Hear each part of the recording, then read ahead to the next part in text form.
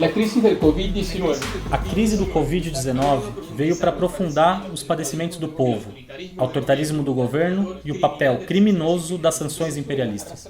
Na Venezuela, arrastamos uma das mais profundas crises de toda a sua história, com um violento aumento da fome e da miséria, com precedentes apenas em conflitos armados vividos pelo país no século XIX.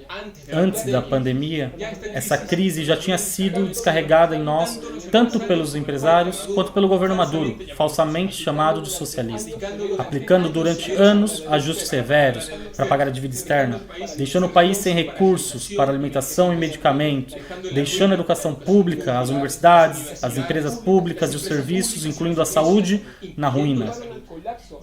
Levaram o sistema público de saúde à falência, aplicando os mais duros golpes que a classe operária já recebeu na sua história, eliminando os contratos coletivos por decreto e destruindo o salário, levando quase que literalmente à sua extinção.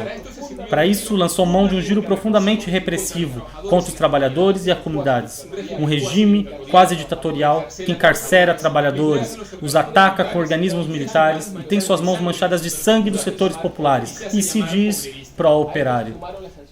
A isso se somaram as sanções imperialistas, com o objetivo de impor um governo fantoche de Washington e Caracas, confisco das empresas nacionais, retenção da renda da Venezuela, bloqueio petroleiro, sanções a países e a empresas que comercializem com o país, uma política criminosa que, com o mais miserável descaramento imperialista, reconhece que seu objetivo é terminar de estrangular a economia venezuelana e aprofundar as penúrias do povo, para forçar as condições para uma mudança de regime na medida dos Estados Unidos.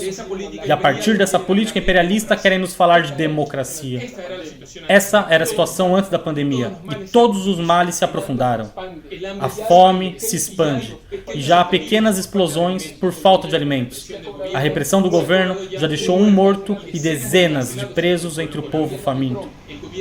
O governo Trump, mostrando a podridão do imperialismo, não apenas mantém, mas aprofunda suas agressões e sanções, agudizando, entre outras coisas, a grave crise de combustível que afeta a produção e distribuição de alimentos.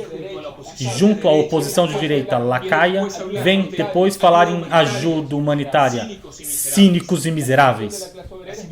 A situação da classe operária é muito adversa, não apenas por esses inimigos que tem à sua frente, mas também porque suas organizações e sua capacidade de resposta estão muito debilitadas. Mas é preciso continuar resistindo e apostando na recuperação dessas forças.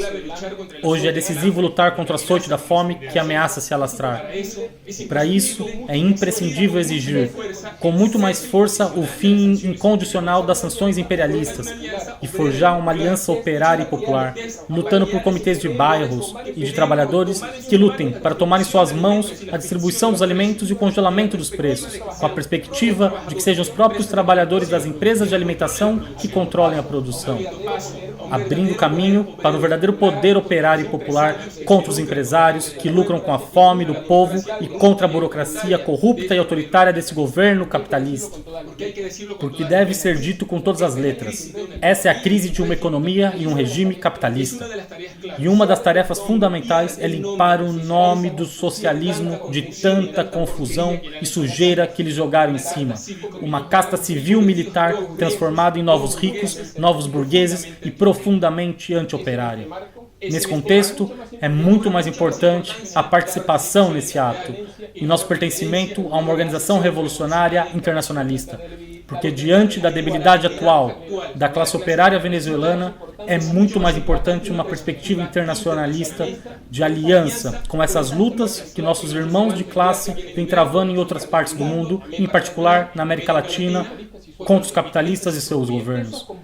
Desses combates a serem travados na América Latina e em nosso país, podem surgir as condições para uma recuperação da capacidade de luta da classe trabalhadora venezuelana e as possibilidades para reorganizar forças de uma esquerda verdadeiramente anticapitalista e dos trabalhadores.